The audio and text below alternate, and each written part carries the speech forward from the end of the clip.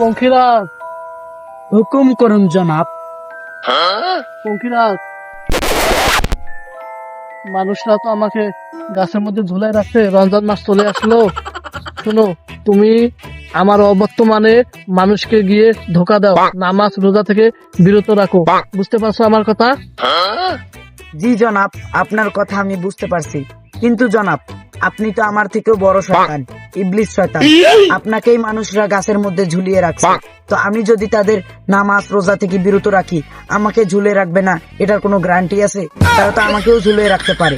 এর থেকে বরং আমি আপনার পাহারা দিই, কেউ যদি আপনাকে এসে আপনার ক্ষতি করতে না পারে আমি সেটা খেয়াল রাখবো, আর কেউ যদি আপনার কাছে ক্ষতি করতে আসে তাহলে আমি তাকে বাধা দেওয়ার চেষ্টা করব। কেউ যদি আপনার ক্ষতি করতে আসে তাহলে তার কাছে আমি ঝাঁপিয়ে পড়বো, কারণ আমার শক্তি তো নেই, আমি কাউকে এই সময় বাধা দিতে পারবো না, আমাকেও তো বেঁধে রাখবে বাধা দিতে গেলে। কেউ যদি আপনার কাছে ক্ষতি করতে আসে আমি তাকে আটকানোর চেষ্টা করব জনাব। পঙ্খিরাজ, তুমি তো ঠিকই বলেছো, সব শয়তানরা তো এখন ছুটিতে আছে, আমাকে তো গাছের মধ্যে ঝুলাই রাখছে। আমি তো সব থেকে বড় ইবলিশ শয়তান, তাই না? জি তুমি হুজুর। শুনো, তুমি আমার পাশে থেকো, ঠিক আছে? কেউ যদি আমাকে এসে পেট্রোল দিয়ে আগুন ধরাই দিতে না পারে, আমাকে যদি জ্বালিয়ে দেয়, তুমি রক্ষা করবে আমাকে। ওকে জনাব, আমার শেষ নিঃশ্বাস পর্যন্ত আমি আপনার রক্ষা করতে নিয়োজিত থাকিব। আসো, আমি তোমাকে একটু দোয়া দিই।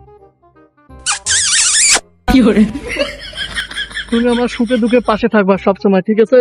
ঠিক আছে। ওকে।